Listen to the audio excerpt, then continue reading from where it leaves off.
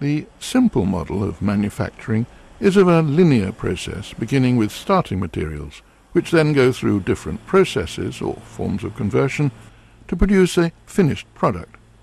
That applies whether making aero engines or complete aeroplanes, motor cars, a loaf of bread is largely a project-based discipline. On the other hand, maintenance requires a high degree of day-to-day organizational skill, as well as familiarity with the minutiae of manufacturing services and equipment. So, auditing engineering in pharmaceutical manufacture is best done by which, of course, should be up-to-date, signed, and dated. Don't forget to check the version number and revision history on the drawing. It might tell you something about how successful the original design concept may have been. As usually in cleanrooms, there are detailed technical and GMP rules applying to airflows and to their monitoring through pressure differentials.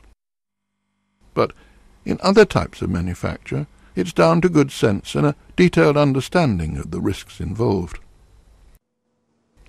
Ask if the air supply is filtered and/or disorganization in the production areas and storage areas, not just warehousing, but in-process storage areas and in changing rooms.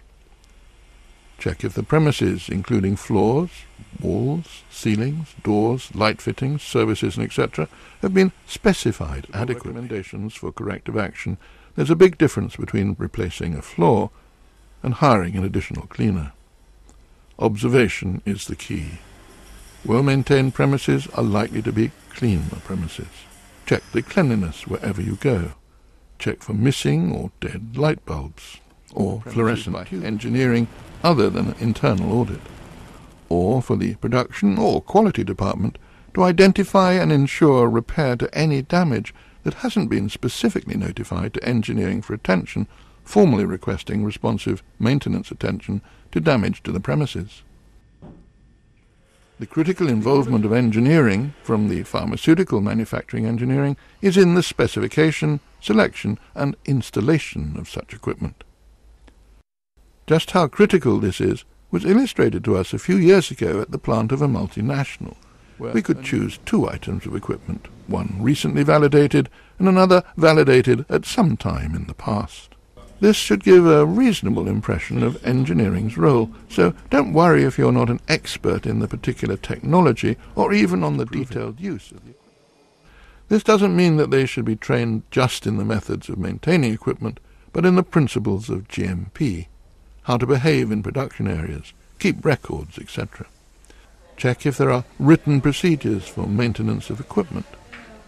The FDA are invisible, hidden as though it doesn't happen, as though equipment does not periodically break down, and hidden because the appropriate records may just not exist. The auditor should check that the planned preventative maintenance schedule exists, then check how the scheduled requirements are communicated at the right versatile adhesive tape can be for the continued operation of damaged equipment. Ask the owner of the piece of equipment why there is a temporary repair, how long it's been in place, why he or she has resorted to temporary repair, and finally ask how the owner is supposed to contact engineering to get equipment repaired.